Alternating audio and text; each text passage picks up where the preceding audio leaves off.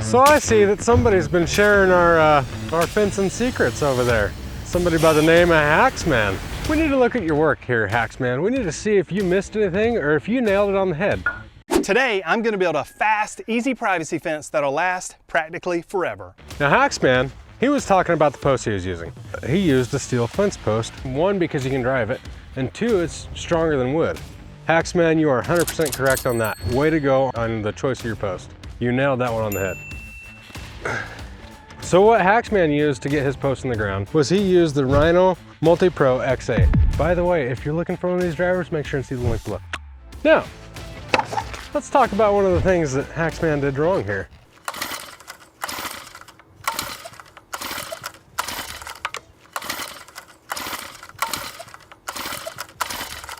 Come on, sweetie.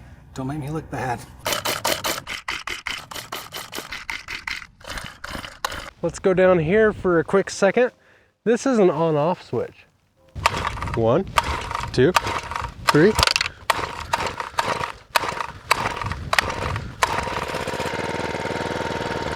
So now, the minute you click that switch, every time.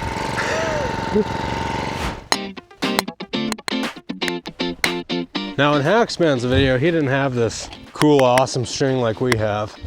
Some people might say it's cat's meow. After he got his string set up, he drove his two posts, one on each end.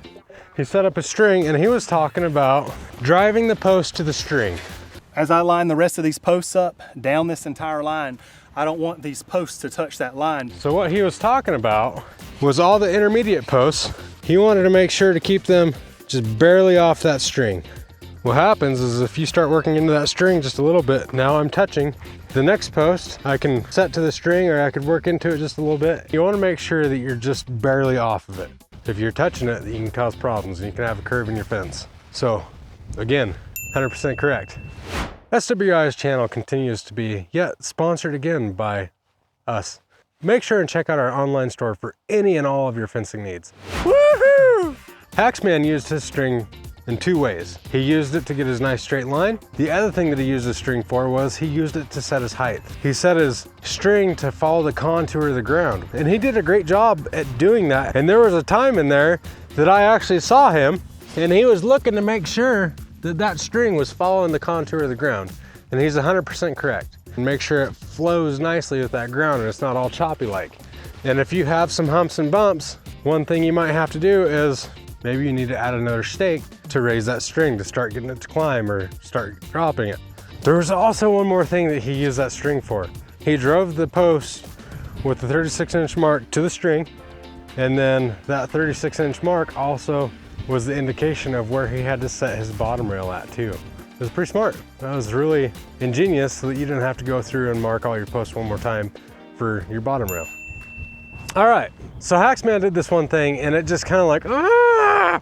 And what he did was he measured from the bottom of the post up 36 inches, which that is what he was gonna drive to. I mean, that's great and all, and I'm probably gonna end up with the same mark. I just have trust issues that all posts are maybe just a little bit longer and I don't catch that. I myself, I like measuring from the top down. I mean, yeah, I'm pretty much at the same mark, but I was off just a sliver. That could matter. That could make or break your fence. Okay, just kidding. That's not gonna make or break your fence, but trust issues, and I'm sorry, Haxman. It's always top down, not bottoms up, unless if it's after work. So I'm not gonna drive to a string. I haven't driven to a string in a long time. If you don't do this every day, it is very challenging. So driving to a string actually will help you a lot. And it'll help you get a nice straight fence. But I'm not gonna drive to a string because don't worry, ladies and gentlemen, I am a professional. Don't try this at home.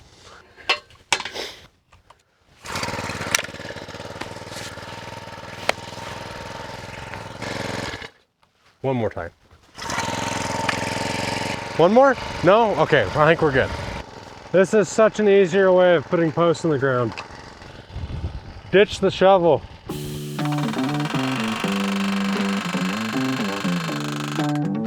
What I like to do is I like to just get a little bit of penetration into the ground and then start checking it right away. And once you establish your line, level this way, and I like to hold it and drive like this while looking at my fence line so that way I can see what those posts are doing. My eye is controlling this direction face to face, where my level just needs to worry about side to side. So as soon as you get started, it's probably gonna take off right away.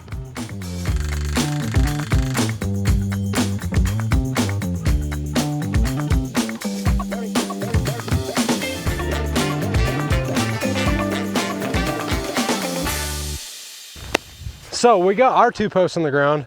I know that Haxman did a lot more than me, but I do this for a living. He did it for 1 day, so good job. When Haxman was like on his last post, he was driving and then post just stopped.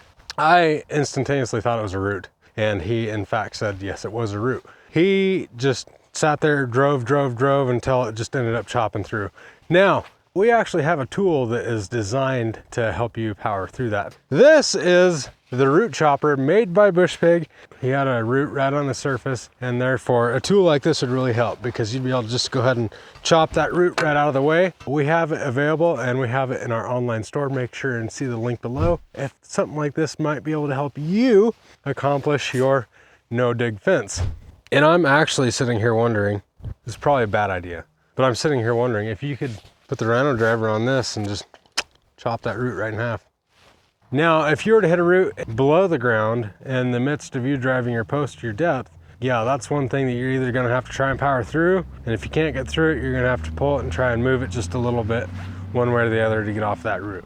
Or there's always that other option, and that is I can't believe I'm gonna say this, but you're gonna dig the hole, you're gonna chop the root, and you're gonna concrete the post in. That is one thing that I think some people are being a little bit naive on, is this is a no-dig fence system. Yes, sometimes you still have to dig a hole.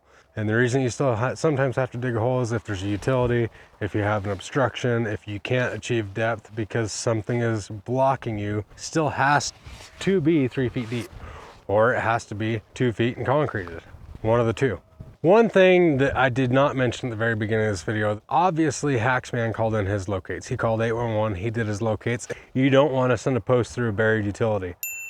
So I'm not gonna build the fence because Haxman actually did a really good job of demonstrating that, and he built it to a T. He used the appropriate fasteners with the little rubber grommets so that way your fence doesn't leak. I would recommend exactly the same, because the last thing that you want is a leaky fence. It's true. One thing that I did think of that maybe this may help you and speed you up is you just take your handy little speed square right here, match it up to the edge of your post, draw your line, and cut. So then you don't even have to measure. May be helpful to speed the process up just a little bit. And like I said, don't forget, always take all your measurements from the bottom. All right, so this is just J channel.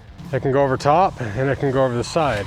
On his, he used a cover board or a trim picket. He used the top cap 2x6, and then he used a face 1x4 to go ahead and cover up all the seams. And then he also used that to cover the drop and just give it a little bit more character when all said and done. Now, if you didn't want to do something like that, you could use this on your side right here.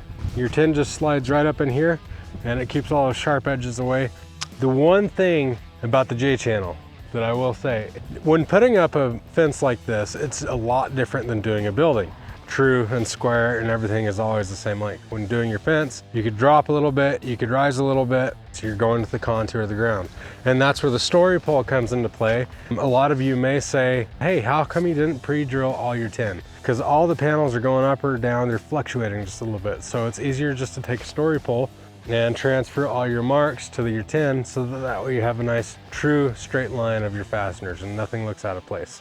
And in that video, somebody even asked him, how come we have to transfer it? He specifically said that, to make sure that all the fasteners look true and nice. I totally understand there's still gonna be some of you that have a ton of doubt in the no-dig system. Nah, that's not gonna work. We're just gonna let you believe it. But the fact of the matter is, we've showed you time and time again on the channel, that these posts, we've hung a machine off of these trying to get them out of the ground. Once they're in the ground, they are in the ground. I totally think before ending this video that we got to give Haxman some sort of a grade on his project that he did. F-? No, totally just kidding. For your work, Haxman, I totally give you an A+. You did a solid, outstanding job on your fence build. If you want to see our take on the identical fence to what he did, make sure and check that video out right here. It's Dan with SWI. We are Wyoming's Fence and Gate Company, and we hope you have a good dang day.